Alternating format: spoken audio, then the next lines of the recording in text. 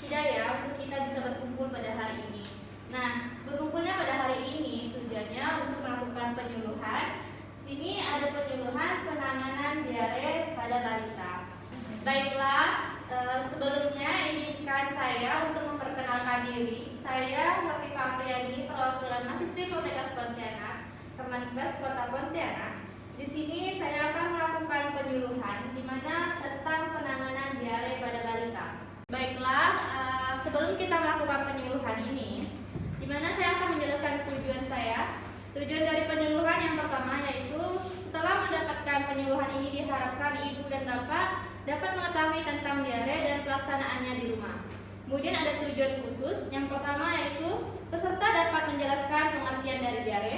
Kemudian peserta dapat menjelaskan penyebab dari diare.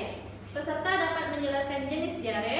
Peserta dapat menjelaskan komplikasi dari diare. Kemudian peserta dapat menjelaskan pengobatan di rumah tentang diare. Materi penyuluhan ini kita akan sekitar sampai 15 menit. Nanti jika ada pertanyaan boleh diajukan ya. Metodenya melalui ceramah dan tanya jawab ya. Baik, sebelum saya melakukan penyuluhan, saya akan memberikan leafletnya. Ini untuk hadirat semua, tolong dibaca ya. Ketika saya nanti presentasi bisa ditanyakan jika yang belum ada yang jelas. Baiklah, izinkan saya menyampaikan materi ya tentang diare. Yang pertama yaitu diare adalah salah satu keadaan frekuensi di mana buang air besar lebih dari 4 kali pada balita atau bayi dan lebih dari 3 kali pada anak dengan konsistensi feces and chair. Dapat berwarna hijau dan dapat bercampur lendir atau darah. Ini menurut Ngastia 2012. Nah, di sini ada penyebab dari diare, yaitu ada infeksi. Infeksi itu berupa bakteri sama virus ya. Terus di sini ada gangguan pada saluran pencernaan, kemudian bisa dari makanan juga. Itu makanan basi, beracun, terus ada alergi terhadap makanan. Balita biasanya tuh sering mengalami alergi terhadap makanan. Terus di sini juga ada gangguan psikologis, yaitu rasa takut dan cemas. Biasanya rasa takut dan cemas itu juga menyebabkan kita mengalami diare, terutama pada bagian balita. Nah, ini ada kebiasaan penyebab terjadi diare. Yang pertama, pada balita itu makan tanpa mencuci tangan dengan bersih, kemudian minum air mentah atau kotor, kemudian makan makanan yang dihinggapi lalat, kemudian buang air besar di sembarangan tempat, kemudian lingkungan rumah yang kotor dan sampah yang berserakan di rumah. Nah, di sini ada tanda-tanda dan gejalanya ya. Yang pertama yaitu BAB cair lebih dari 3 kali sehari. Normanya itu 1 sampai 2 kali sehari. Nah, di sini juga ada tanda gejalanya, anak gelisah, kemudian rewel, badan lesu, lemah, muntah, nafsu makan menurun, demam, kekurangan cairan karena kebanyakan mengeluarkan dehidrasi, kemudian berat badan bisa turun, kemudian ini ada kekenyalan kulit berkurang, kemudian selaput lendir mulutnya dan bibirnya bisa kering karena mengalami dehidrasi. Nah, pada bayi ini biasanya umbul-umbulnya besar, di atas ini umbul-umbulnya besar dan cekung. Baik, ini ada proses terjadinya diare. Yang pertama yaitu dari diare bisa disebabkan dari air, yaitu air minum yang tidak dimasak atau air kotor, kemudian dari air cuci tangan, kemudian bisa disebabkan dari debu dan lalat dari makanan, bisa menyebabkan diare. Makanan dengan tangan yang kotor bisa menyebabkan diare, minum air yang tidak dimasak juga bisa menimbulkan diare, makanan tidak higienis yaitu bisa ada debu dan lalat itu bisa menyebabkan diare juga. Baik, ini ada akibat jika diare tidak diatasi ya. Yang pertama yaitu kehilangan cairan yang berlebihan, yaitu dari BAB lebih dari 3 kali, kemudian bisa dehidrasi, kemudian bisa muntah-muntah. Kemudian dari kehilangan cairan itu bisa menyebabkan penurunan kesadaran. Kemudian jika tidak dapat diatasi dengan baik atau ditangani dengan baik atau cepat, maka bisa menyebabkan kematian. Nah,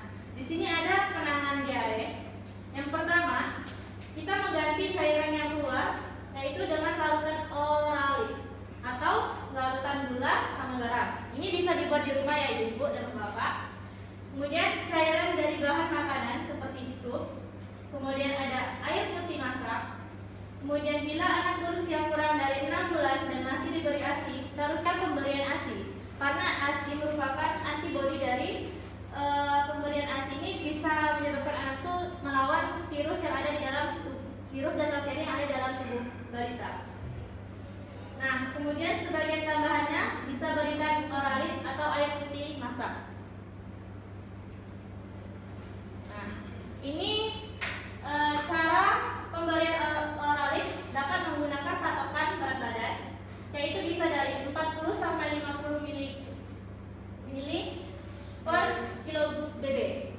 Nah, contohnya gini ya, ini ada berat badan bayi 3 kilo, kemudian maka kita dapat berikan cairan sebanyak 120 sampai 150 mili. Cairan ini kita berikan berangsur-angsur dengan menggunakan sendok. Nah, ini cara pembuatan oralit ya. Jika Ibu dan Bapak belum mengerti, bisa dilihat. Ini kita pertama kita siapkan gula 1 sendok teh penuh, kemudian garam 1/4 sendok teh, kemudian air masak sekitar 200 cc atau kurang lebih 1 gelas. Kemudian campur dari bahan-bahan tersebut, diaduk sampai larut dan benar. Ada ramuan tradisional yang bisa dibuat untuk menangani diare di rumah dan bahannya juga mudah dicari. Yang pertama itu ada 1 jari kunyit, kemudian 5 lembar daun jambu biji yang masih muda. Nah, ini ada cara pembuatannya. Bahan-bahan yang pertama kita harus cuci dengan bersih, kemudian kunyit diparut dan daun jambu biji diremas-remas untuk diambil airnya.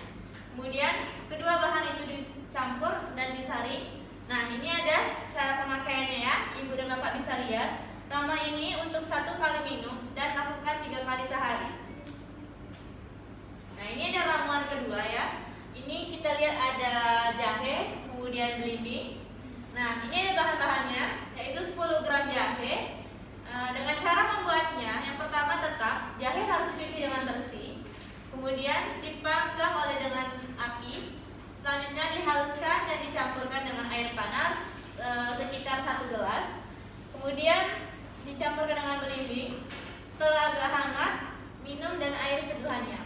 Nah, ini ada cara pemakaiannya ya. Bisa dilihat ramuan ini sama, dilakukan untuk 1 kali minum dan lakukan 2 kali sehari.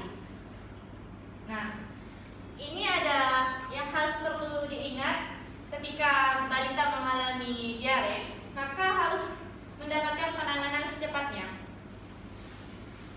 Nah, ini ada tanda-tandanya. Yang pertama kita lihat jika tidak ada perkembangan atau tidaknya membaik dalam 3 hari, balita mengalami diare, maka segera cepat bawa ke puskesmas atau dokter terdekat.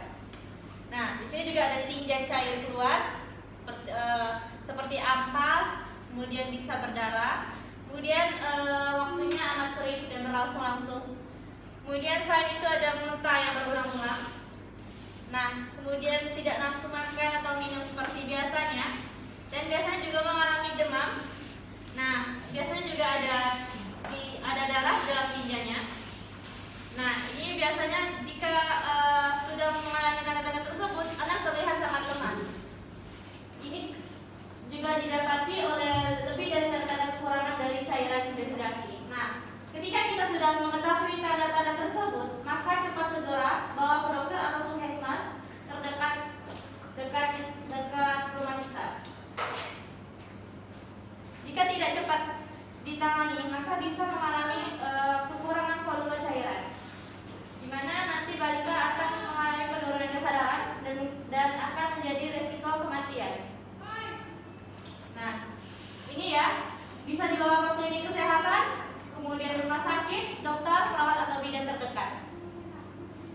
Baik, presentasi saya sudah saya sampaikan. Apakah ada yang ingin bertanyakan untuk Ibu dan Bapak yang belum jelas? Silakan, saya persilakan. Ya baik, Ibu, perkenalkan diri dulu, Bu. Perkenalkan, saya Maya Kasari. Ya, Ibu Maya. Saya ingin bertanya, berapa banyak pemberian oralit di setiap mengalami diare? Terima ya Bu ya.